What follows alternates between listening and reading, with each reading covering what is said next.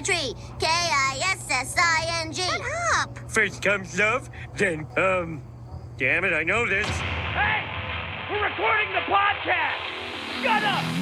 Good morning to you, wherever you are, because it is Morning Somewhere for May 1st, 2024. My name is Bernie Burns, sitting right over there. May Day. May Day is probably not the best day to fly a plane, is it, Ashley? May Day. Say hi to Ashley, everybody. Well, the good news is you'll know exactly what to say if you have any issues. And they will know when you had those issues. It was on a May Day. Yeah. I'll be sure not to say May Day when I'm on the plane today. Right after we record this, I'm on a plane going back to Ashley, and I will get to see her, and I will be so happy. I don't like being apart from you. This is a very, very long day for you.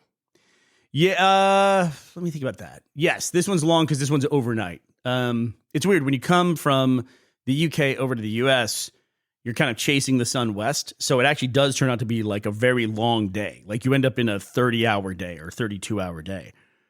Going the other way, you're kind of like going against the sun. So the day is much shorter, but the trip feels longer because you end up going overnight. Going right, east. you kind of end up skipping through your night. And technically, you can sleep on a plane, but that barely counts. The toughest one is you used to live in Australia. That's where we met, actually. And when you go down there, it really messes with you because you can miss like an entire day on the calendar, going or coming. I forget which. Like you can take off on a Tuesday and land on a Thursday, and you just never had Wednesday. Yeah, like Wednesday just didn't exist for you. But then the fun thing is when you come back, you actually land before you left. It's bizarre. It's bizarre. It makes perfect sense when you say it, but it's kind of like the, what was the island that we discovered out in the Pacific? That was where the sun goes down. Yeah. Or where the day officially ends. The Howland Islands. Actually, technically Howland and Baker Islands, which I also found out is completely uninhabited. It's basically just a coral reef that the U.S. put a flag on. For birds, it's for birds and sunsets. And for putting deadlines on shipping coins out. If you're a Patreon subscriber, patreon.com/morning somewhere, just to let you know, the coins, we got a sample proof, so you should check the Patreon to see what that coin looks like. But I don't think, Ashley, have we ever talked about how you and I met, which is kind of strange because we met to catch up with one another. Yeah, I don't know if we have. We've done a lot of things together, but not usually in a situation where we would be relating that story. But it is a funny one because the thing is, we've been in such like parallel areas of the video game industry for so long, and we managed to not meet until way late. But neither of us knew that. Yeah, so the way this worked was I was going down to Melbourne, to promote DVDs. And I was going down there and I said on Twitter, hey, I'm going to Australia. Is anyone in Australia and wants to catch up? And then I got a message on Twitter from Jinx of the Frag Dolls. And she said, I live in Sydney now and I have friends going down for that convention. I'd love to catch up. And I was like, cool. Jinx from the Frag Dolls. Ashley, yeah, absolutely. Would be great to see her again. And so we went out. You'd already blogged about me. What's that? You'd already blogged about me. Oh, yeah, and your habit of collecting boxes, which, by the way, I'm like in our storage unit here, and I'm like looking at all your boxes you've collected over the years. And I was thinking the kindest thoughts about you, Ashley, when I was looking at all this stuff that you're going to want to keep forever, and we're going to have to figure out how to get over to Scotland instead of paying for the storage unit every month. But I digress. Them. What? You need them? Why? What are you going to do with it? Build a fort? Possibly. You don't know. So we went down and then we met up with some friends. Was Gavin with me then? No, that was not Gavin. That would have been no. I don't think Joel and Brandon. Gavin was not with you on that trip. You were with Joel and Brandon Farmahini. Yeah, and we met up for drinks, and it would be great to catch up. You and I sat down, started talking to each other, and we realized about 5 minutes into catching up with each other that you and I had never met ever, and it was so strange because we knew all the same people. We'd been even like talking about like, did we meet here because I was in this room? It's like, yeah, no, I was at that party or I was at that event or something. And yeah, no, we didn't meet there. And just realized we had never met each other. And so it was very strange because we've been in so many of the same rooms. We were both at the first PAX. I've been to there was an event that was very popular at PAX called Pork Fry Tacos, where Pork Fry of Penny Arcade fame had people over to his house and he had tacos and he had this very specific rule. In fact, I believe did you break a pork fry taco 14 tacos eaten in one evening. So I guess I missed that particular pork fry tacos, but I've definitely been to pork fry tacos with Gus. I wouldn't say that you missed it, Ashley. You just weren't there. So we Brooke, who is Brooklyn of the Frag Dolls, was a voice in Strangerhood for you. Yeah. I was one of the first members on the Rooster Teeth website. I think, remember when everyone was like handing out badges, like all you guys could like hand out badges? I think I had like a badge from Jeff. Yeah. That all makes sense. Yeah, because part of your job was to go onto social media sites. They weren't called social media back then, but forums and things. And they were communities. Yeah, and you were like promoting Ubisoft stuff and the Frag Dolls in general, right? Yeah, and we, part of our responsibility was to go and be an active and vocal part of communities. And I was active on Rooster Teeth, and I was active on the Penny Arcade forums, were my main spaces. The PA forums. Yeah, and I actually just found in storage, because I was going through there was an original Xbox that I brought around to the first PAX, or maybe the PAX right after the first Child's Play. Memory doesn't really serve me to know which one came before the other. And I took it around and I had it signed by all essentially the influencers in the video game industry at the time who were at that PAX. So your signature's on that Xbox that I found. What?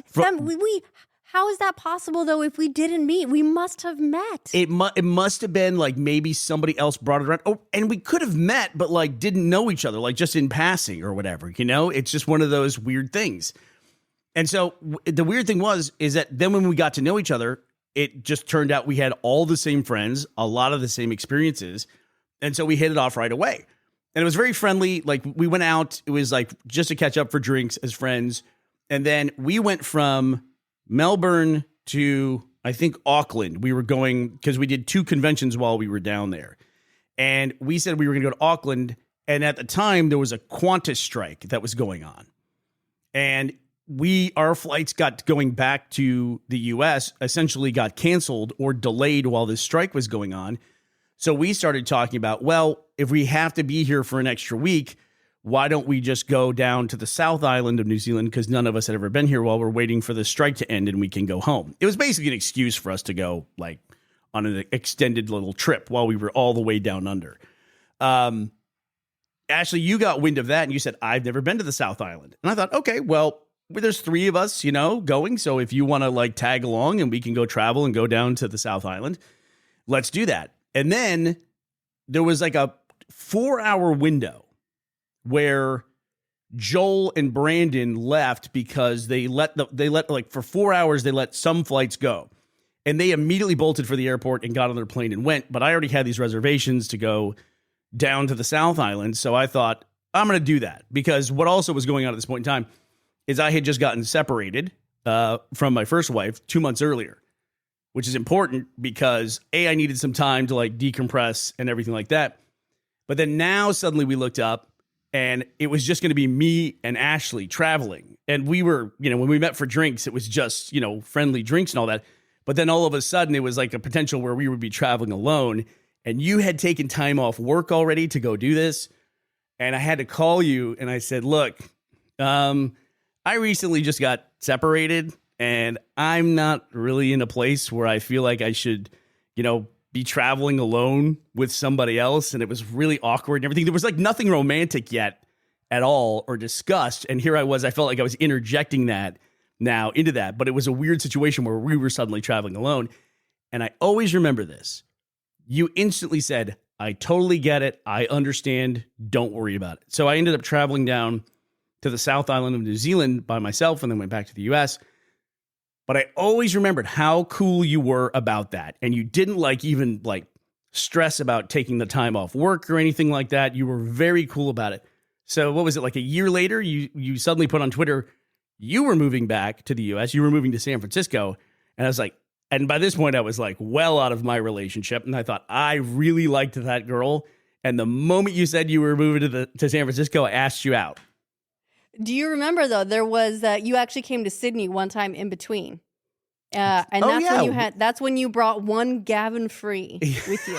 That's right. And that's right. it was funny because it was for something called Armageddon Con, if I recall correctly. And I came out to Armageddon with two of my friends. One, Maud Garrett, who you may know if you follow Maud's book lots club of stuff. She's in LA now, but she's done a lot of stuff with Nerdist, and she's got a book club, and she's got all this stuff going on. And then another friend named Ray, who is now, I think she's a broadcast host, still based in Australia.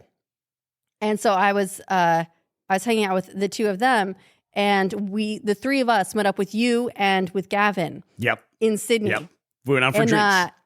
And you brought me something. You brought me corn chips. Do you remember? Fritos, yeah. I did that thing where I put a mule. Specifically Fritos, because I had lamented that I couldn't get Fritos in Australia. So you brought me a bunch of Fritos, which just proves that you already had my number. That was bait.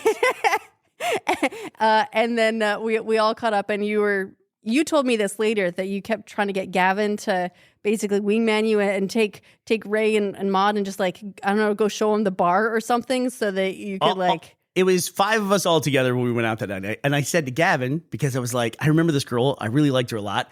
I said, I'd like to maybe get some time to talk to her alone. So Gavin, all I need you to do is talk to these 2 girls. And they're very pretty ladies, right? And so Gavin was like, nah, can't do it. So I was like, he just vanished, left you with me, 2 friends, and a box of Fritos. Right. And so now I just have these three ladies, and I'm just trying to talk to this one girl by herself, and it's just not going to happen because Gavin bailed out entirely. So once again, another trip all the way down to Australia, another miss. And then when you announced or said on Twitter that you were leaving Xbox and moving to San Francisco to work for IGN, I was like, all right, somebody's going to ask this girl out. If I don't right away. So I had to ask you out immediately. Did I ask you out over Twitter? You did. And I'm going to go back and check my DMs and see, because it's possible that you did. And you were so smooth about it too. Yeah. Because you're like, hey,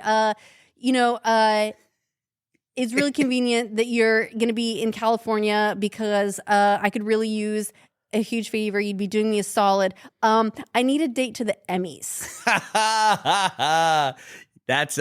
I thought that was a pretty good slam dunk for getting a yes for a first date.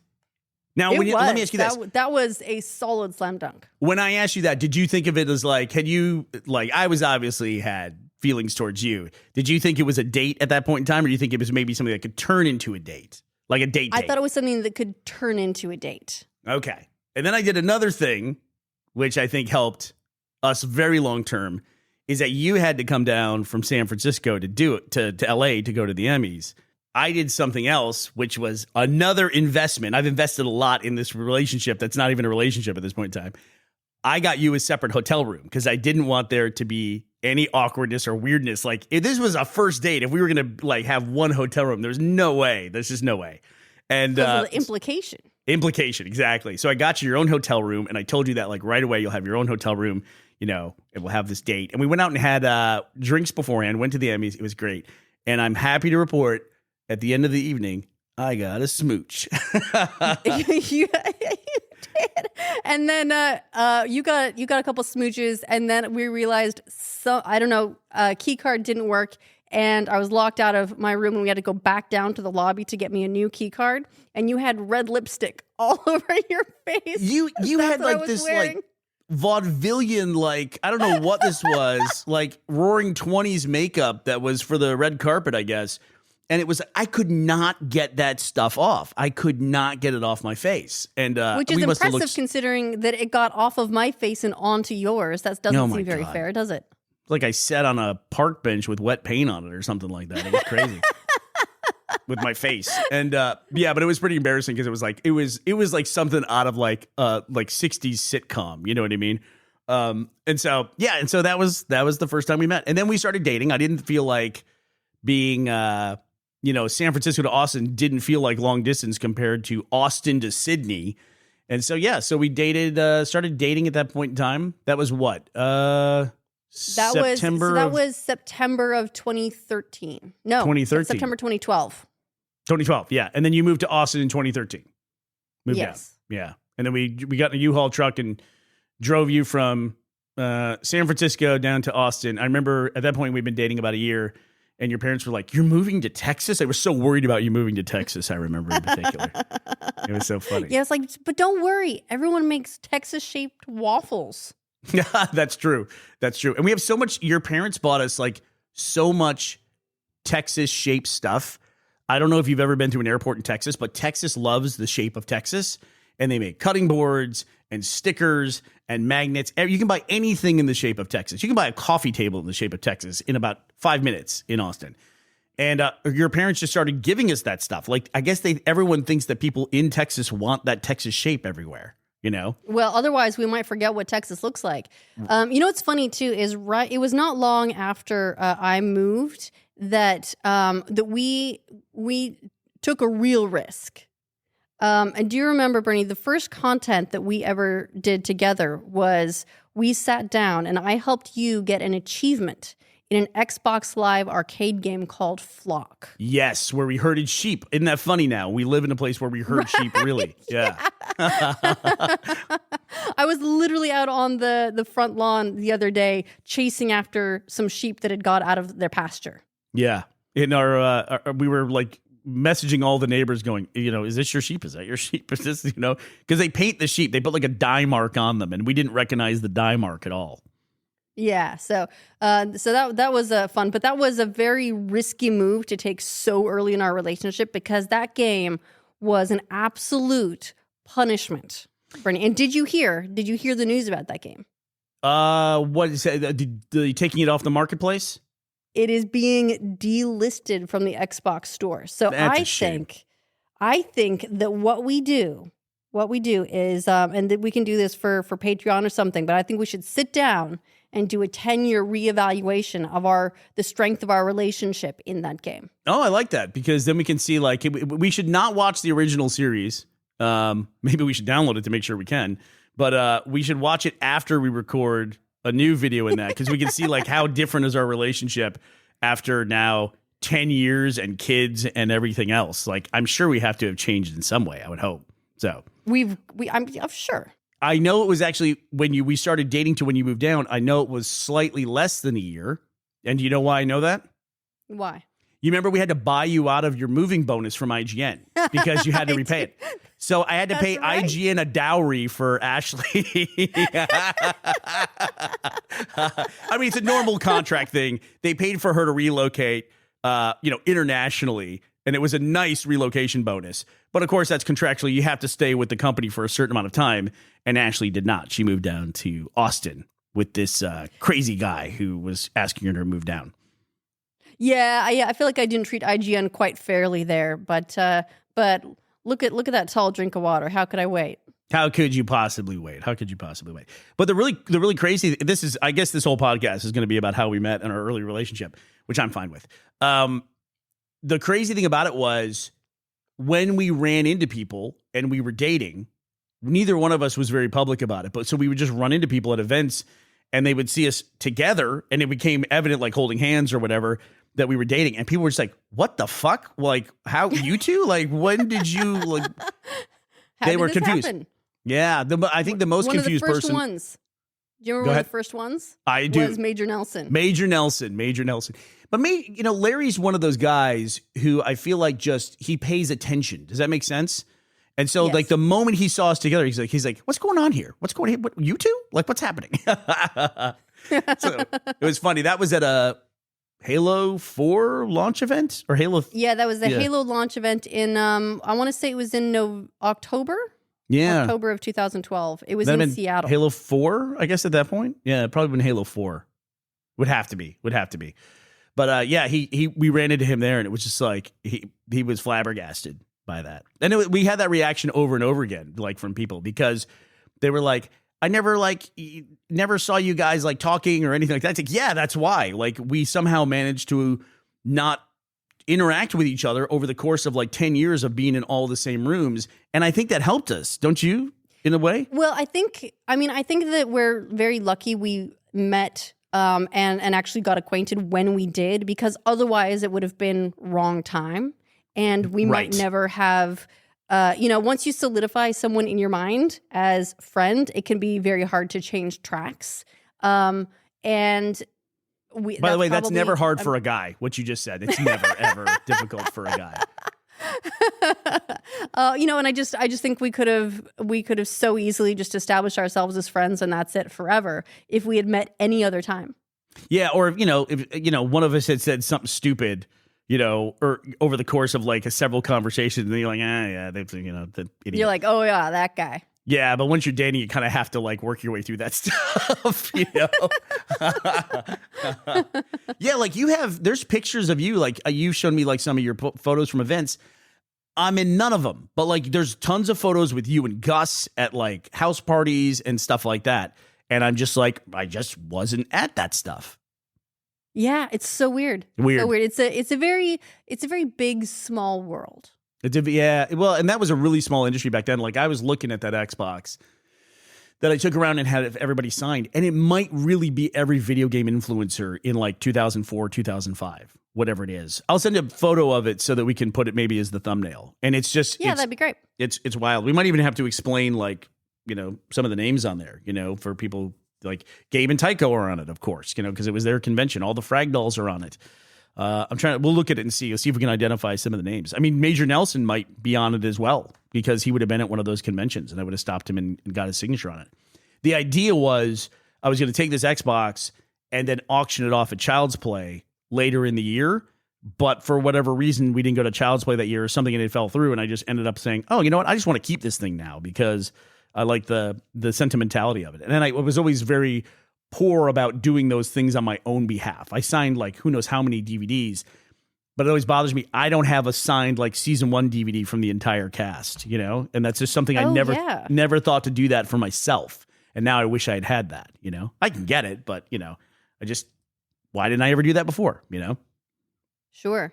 Well, I tell you what you can do is when you go to bring that Xbox back here, Bernie, you can put it in one of the many boxes that I have in our storage unit. Oh yeah. So the way I travel now, when I travel, and I'm doing it, coming back with it now, I take the biggest checked bags that I can take, and I go to the airport in Scotland, and they're empty. Like when they go to grab them off the belt, it's like they almost hit themselves in the face because they're expecting it to be way heavier, and they take it off, and they're like, "What?" And I go, "Yeah, they're empty. I'm just going back." I always say back home because it's easier to explain, and I'm American, with my accent. And then I just fill it up with stuff here and then bring it back to Scotland. So it's almost like in Shawshank Redemption, where you're just like carrying the bits of the wall out to the yard, like bit at a time. You know what I mean? I feel like I'm doing the last bit of like moving from the storage unit. I just like put stuff in there and bring it back 2 suitcases at a time every time I come to visit Austin. So, well, that is the story of how Ashley and Bernie met. With a capital M, I guess, when we actually met each other. It would be interesting to know the first time we actually crossed paths and probably said hello to each other. But that was the weirdest way I've ever met anyone in my life. And I consider myself extremely lucky that it worked out that way. And I met the love of my life. And now we live in a place where we herd sheep for real, but without a flying saucer. Hold on. You know what? Give it time. We can probably get a flying saucer. Maybe we can dress up the drone. Oh, that's actually a great idea. We could do a live version of it. All right. Well, that does it for us today. Signing off from Melbourne via San Francisco, via Austin, and now via rural Scotland. This is Ashley and Bernie. Starting off May 1st, 2024. We will be back to talk to you tomorrow. We hope you'll be here as well. Bye, everybody. I like you. I like you.